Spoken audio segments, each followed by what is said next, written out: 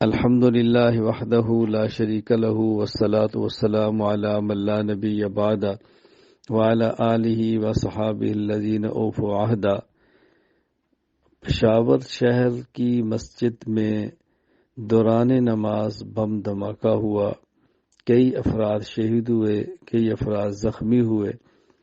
اللہ تعالیٰ شہداء کے درجات کو بلند فرمائے، زخمیوں کو جلد صحت عطا فرمائے، شہداء کے ورثاء اور پسماندگان کو صبر جمیل عطا فرمائے۔ جو زخمی ہیں اللہ تعالیٰ ان کے بھی ورثاء کو حوصلہ عطا فرمائے۔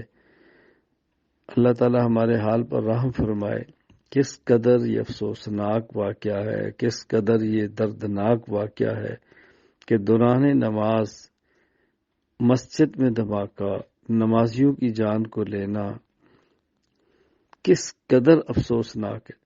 اس کی جس قدر مذمت کی جائے کم ہے، جس قدر افسوس کیا جائے کم ہے۔ ضرورت ہے ایسے مواقع پر ہمارے ملک کے تمام افراد، تمام طبقات متحد ہو کر اس اندرونی دہشت گردی کا مقابلہ کریں، اس کا خلا کما کریں، اس کو ختم کرنے کے لیے بھرپور محنت کریں۔ اللہ تعالی ہمارے ملک کو محفوظ رکھے، سالم رکھے، اندرونی بیرونی خطرات سے محفوظ رکھے۔ اس ملک میں جہاں معیشت سخت خطرناک حالت میں چل رہی ہے، بد امنی ہے، سیاسی انتشار ہے، ایسے موقع پر اس قسم کے دھماکے اور قوم کی جانوں سے کھیلنا کس قدر ظلم ہے۔